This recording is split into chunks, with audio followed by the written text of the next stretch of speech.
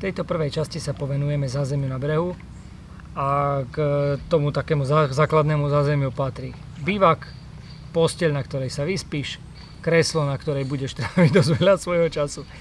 Začal by som bývakom.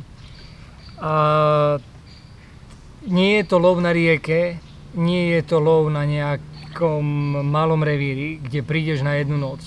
Keď sa zameráš na lov na veľkých priehradách, tak sa dá predpokladať, že tu budeš tráviť veľa času a tvoje výpravy budú niekoľkodňové, prípadne týždňové. A teraz si predstav, že prídeš na výpravu na týždeň a 5 dní ti bude pršať. Z toho logicky vyplýva, že potrebuješ bývak, v ktorom sa dokážeš normálne postaviť, v ktorom sa dokážeš vystrieť, v ktorom sa dokážeš obliecť, keď zmokneš, aby sa mohol prezliecť, aby keď si proste v bývaku nemáš zábery, potrebuješ sa raz za čas natiahnuť čokoľvek, proste jednoducho, aby si sa dokázal postaviť. Takže keď som hovoril o tom, že nebudem rozprávať o značkách, len budem dávať odporúčania, tak podľa toho, aký si vysoký, taký bývak si vezmi. Ideálne, aby bol aspoň 5 cm vyšší ako si ty. Môj bývak, ktorý používam, je trojpolohový, dá sa nastaviť na väčšiu šírku, ale je nižší, alebo sa dá postaviť užší, ale je vyšší. Ja ho mám momentálne postavený, takže je nižší a širší, ako môžete vidieť, tak mám ho tak, nemám ho úplne nad hlavu, ale stačí na to, aby som tu v pohode vyfungoval. Keď ideš niekde na noc, stačí ti malé broly, kde si proste postavíš posteľ, stačí sa ti tam vyspať, natiahneš sa a úplne to stačí. Keď proste v tom bývaku potrebuješ žiť, tak to nie je otázka niečoho maličkého. No a samozrejme už prispôsobuj veľkosť svojho bývaku tomu, či budeš chodiť sám, alebo s nejakým parťakom, parťačkou, asi ma tu niečo pokúsalo práve. Či tam budeš mať jednu posteľ, alebo dve postele, čo všetko proste v tom bývaku chceš mať uložené. Myslí na to, že keď napríklad nemôžeš mať pri sebe auto a všetky veci musíš mať v bývaku, tak ten bývak potrebuješ mať taký, aby si tam rozložil všetku svoju výbavu, ktorú máš, vrátane postele, všetkých vecí a dokázal tam sa aj niekde pohnúť, hej, tak toto všetko musíš zohľadniť. Ale alfa omega je výška toho bývaku, aby si nemusel sedieť na kresle, niekde zohnutý proste 5 dní a nemohol sa pohnúť, lebo proste máš maličký bývak a po vonku po daždi sa prechádzať nebudeš. Druhá vec je posteľ. Čo sa postele týka, tých je v dnešnej dobe na trhu mraky. Zo skúsenosti môžem povedať, že ideálna posteľ je 8-nohá, aj keď sú v ponuke 6-nohé a aj keď sú celkom pevné, stabilné 8-nohé postele, tak pokiaľ je možnosť, tak by som išiel do 8-nohej. Zase ten cenový rozdiel nie je taký, že by si teraz na 6-nohú posteľ mal prachy, ale na 8-nohú už nie.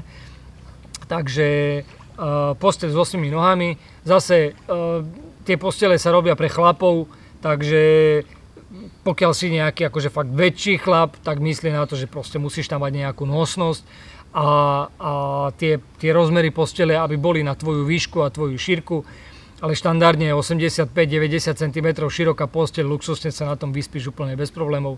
Väčšina posteli teraz sa robí okolo 2 metrov, takže ani s tým nie je problém, že by sa tam proste človek nevošiel. Pokiaľ to v tvojom prípade je otázka peňazí, tak hľadaj nejaký kompromis. Ak to nie je otázka peňazí, tak sa neboj zainvestovať do kvalitnejšej postele, pretože to oceníš, ak fakt budeš na tej výprave dlhšie. Povedzme, budeš 2 týždne pri vode, 3 týždne sú ľudia, ktorí sú pri vode aj dlhšie. A jednoducho ty na tej posteli fakt máš proste spať každú noc a nechceš ráno vstávať do lamány, obzvlášť s pribúdajúcim vekom sa nám stáva všetkým ťažšie. Takže tú posteľ si vyberaj takú, aby si na nej fakt dokázal proste stráviť nejaký dlhší čas. Prípadne keď sú pršané dni, trávime na tých posteľách veľa času, proste ležíš, driemeš, jednoducho ide o to, aby si sa na tej posteli cítil pohodlne. K tej posteli samozrejme patrí spacák. Tiež v dnešnej dobe si vieš vybrať spacák naprieč značkami, proste kvalitnejšie, menej kvalitné, ale čo môžem povedať z toho, čo som mal v rukách, alebo proste čo som videl, tak nie je značka, alebo ani nie značka, ale aj tie najlacnejšie spacáky už sú v dnešnej dobe na takej úrovni, že dokážeš s tým vyfungovať, ak to nie je nejaký extrém, že sa vyberieš k vode, ja neviem, v novembri, v decembri, že potrebuješ proste fakt, aby v tom bolo teplo, tak s bežnými spacákmi proste vyfunguješ. Tu len dôležitý point, keď si budeš kupovať spacák, tak dávaj pozor na rozmery svojej postele a k tomu prispôsobuj spacák, aby sa ti nestalo, že si kúpiš nejakú veľkú posteľ a spacák na to nenavlečíš, lebo je proste menší.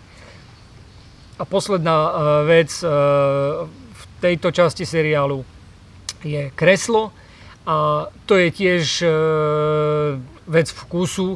Hej, značky v dnešnej dobe ponúkajú široké spektrum kresiel s flisom, bez flisu, s opierkami, bez opierok, vyššie, nižšie.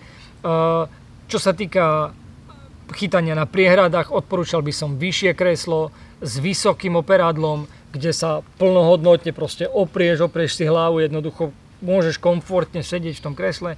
Znova sa vrátim k nepriaznivému počasiu.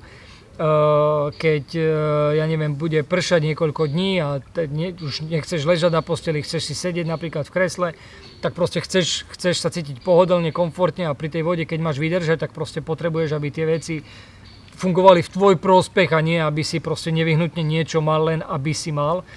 Tak aby aj to kreslo proste slúžilo tebe, takže kreslo, ktoré má opierky, kreslo, ktoré má operadlo vzadu, hej, aby si bol fakt v pohode. Dokonca teraz sa robia kresla s podnožkami, že si proste nožičky vyložíš, to už zase je